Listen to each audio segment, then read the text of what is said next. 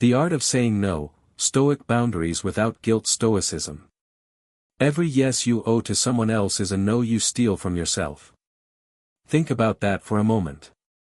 Every time you agree to something you did not want, you spend a piece of a life you will never get back.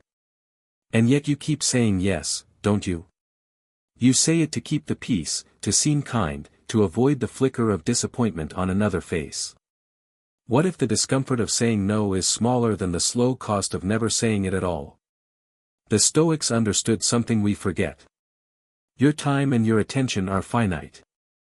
They run out. Seneca wrote that we are careful guarding our property, our money, our land, yet we throw away the one thing we should hoard most jealously, which is our life. We would never let a stranger empty our bank account. But we let anyone empty our calendar. We treat our hours as if they were endless, and they are not. Every request that lands on your desk is really a request for a slice of your life, and life does not refill.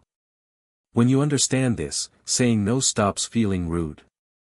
It starts feeling like the most basic form of self-care, the same way locking your door at night is not an insult to your neighbors. Here is the second truth.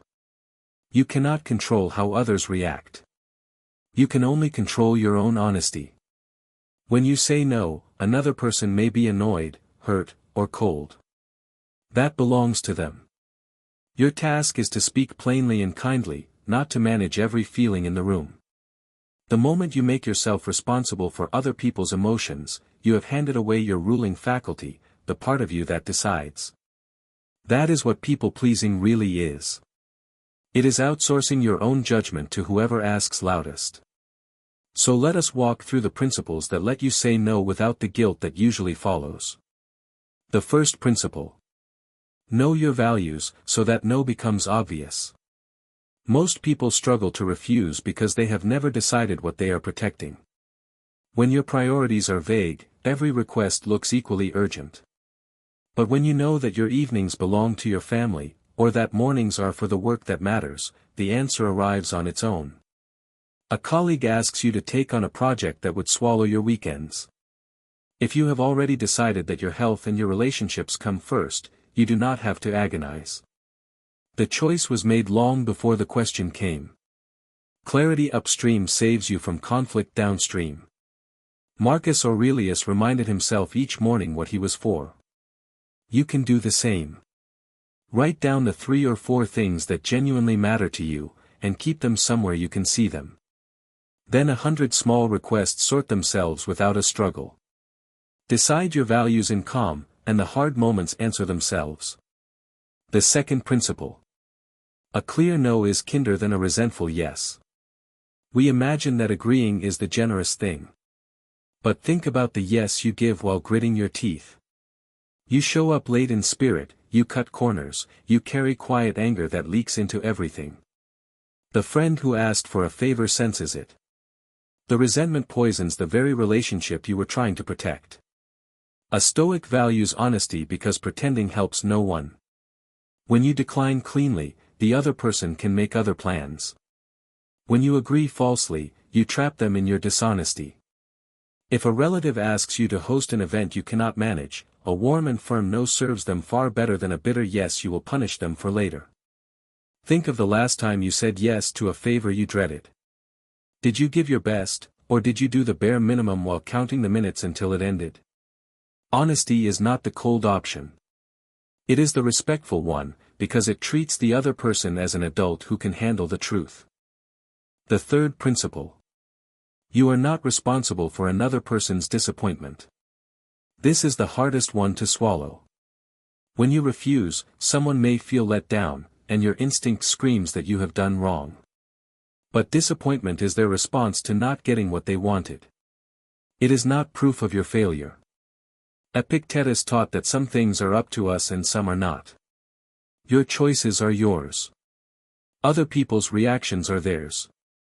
If a friend invites you to a weekend away and you say no, their sadness is real, but it is not a debt you must repay. You can care about someone and still not be the cause of, or the cure for, every feeling they have. Notice how heavy life becomes when you believe otherwise.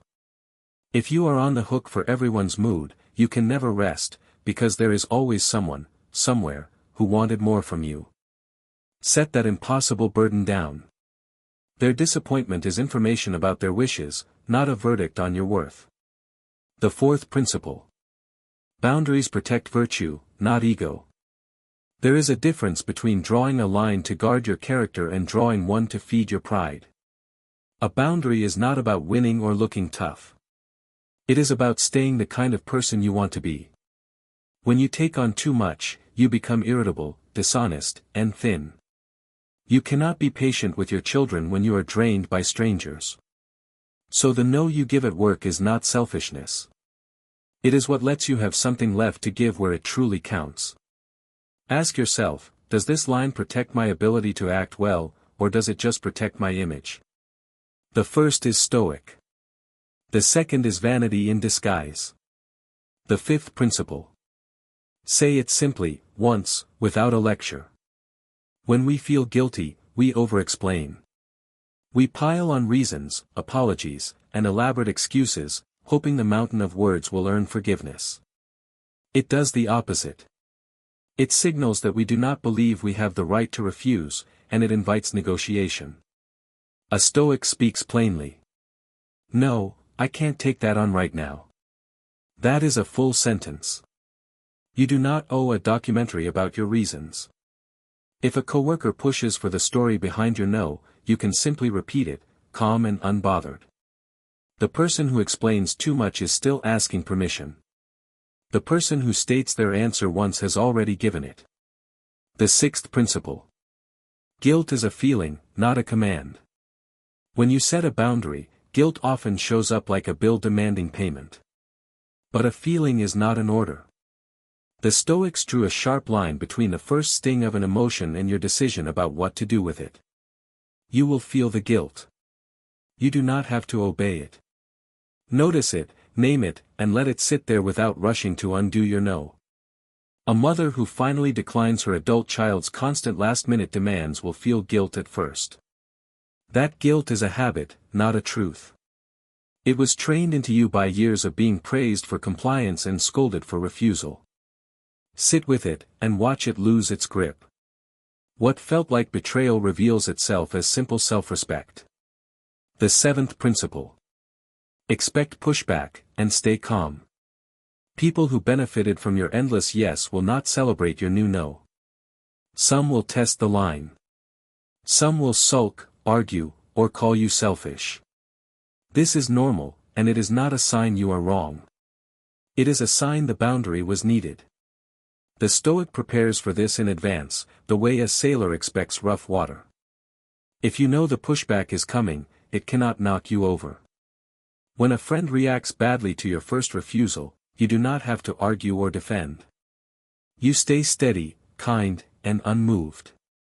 Calm is your evidence that the boundary is real.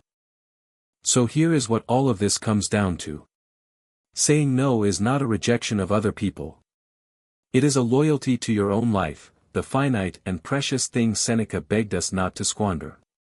Every clear no is a yes to something you value more. You will feel the guilt, and you will let it pass. You will meet the pushback, and you will stay calm. Guard your time as fiercely as you would guard your gold, because it is worth far more. Start small. Say one honest no this week, and mean it. That single word, spoken without apology, is where your freedom begins.